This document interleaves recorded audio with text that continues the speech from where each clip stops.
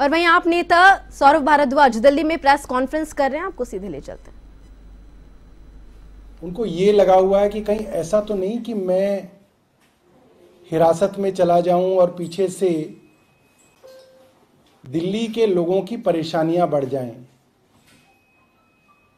और एक विषय उनके दिल के हमेशा बड़ा करीब रहा, दिल्ली की स्वास्थ्य व्यवस्थाएं, कि दिल्ली के अस्पतालों में समय पे इलाज मिले, गरीब को भी मिले, मिडिल क्लास को भी मिले, मुफ्त इलाज मिले, मुफ्त दवा मिले, मुफ्त टेस्ट मिले। मुझे याद है कि जब मुख्यमंत्री जी बाहर थे तो मुझे कहते थे कि तू कब जाएगा अस्पताल, कब जाएगा? तो मैं बोलूँगा सर कल जाऊँगा। कौन से हॉस्पिटल जाएगा? मैं कहूँ सर इतने में जाऊँगा। अच्छा ठीक है।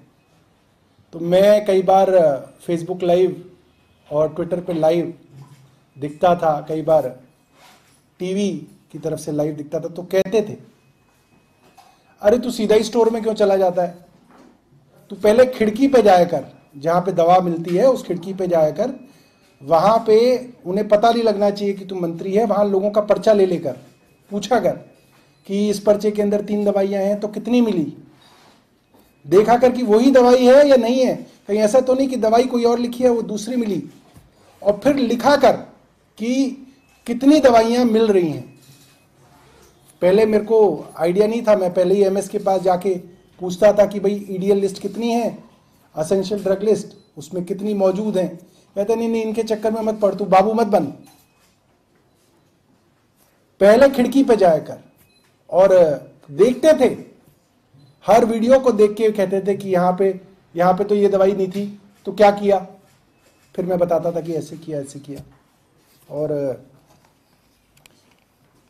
मोहल्ला क्लिनिक्स के विषय में कई बार लोग डायरेक्ट शिकायत कर देते थे, तो पूछते थे कि ये मोहल्ला क्लिनिक यहाँ पे है, इसमें तो इतने दिनों से डॉक्टर नहीं है, क्यों नहीं है? इतने दिनों से है तो अफसर ने क्या कार्रवाई की, तुमने क्या किया? एक एक चीज का ध्यान रखते थे। और पता नहीं किस मिट्टी से बने हैं कि आज हिरासत में है तो भी दिल्ली के लोगों के स्वास्थ्य की चिंता है। उन्होंने एक डायरेक्शन मुझे भेजी है कि सीएम साहब ये जान के बेहद व्यथित हैं कि दिल्ली के कई अस्पतालों में और मोहल्ला क्लिनिकों के अंदर दवाइयाँ उपलब्ध नहीं। कुछ अस्पतालों में, मोहल्ला क्लिनिकों के अंदर जो मुफ्त टेस्ट होते हैं, जो मुफ्त ब्लड टेस्ट होते हैं और सैंपल्स होते हैं, वो उपलब्ध नहीं हैं।